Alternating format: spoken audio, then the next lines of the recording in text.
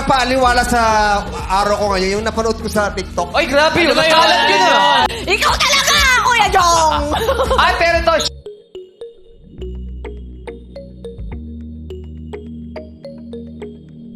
Naging bunot agad ng Showtime family si Chinita Princess Kim Chu ngayong araw sa It's Showtime May 15, 2024. Sa pagbabalik nga ni Kim Chu sa naturang noontime show ay tila na-miss ng mga host si Kim Chu. Kaya naman agad itong inasar ni Jong Hilario. Biro ni Jong Hilario kay Kim Chu, na-miss natin si Kim. Batiin naman natin. Alam nyo, isa sa nagpaaliwala sa akin ngayon yung napanood ko sa TikTok. Gets na gets naman agad ng kapwa host ni Kim Chu ang sinasabi ni Jong Hilario.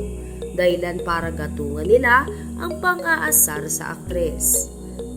Ayon kina Bong at Ogie, ano ba yun? Sample. Hindi naman naipinta ang mukha ni Kim Chu sa pang-aasar sa kanya ng Showtime family.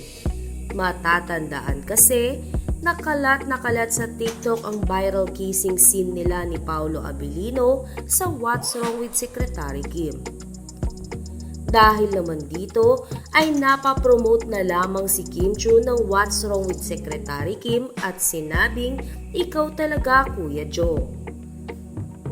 Sa kabilang banda, hindi pa dito natapos ang pang-aasar ng Showtime family kay Kim. Dahil sa dulo ng opening kanina ay sabay na kinongratulate ng mga host si Kim Chu.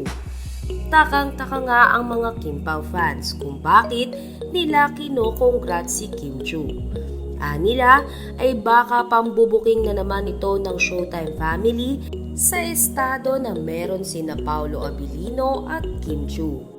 Gayunpaman, gaya ng palaging sinasabi ng Kim Pao fans ay mabuting ibigay na lamang kina Kim Chu at Paolo Abilino ang privacy na hinihingi nila. Dahil at the end of the day ay aamin din ng dalawa kung ano talaga ang tunay na estado ng kanilang relasyon.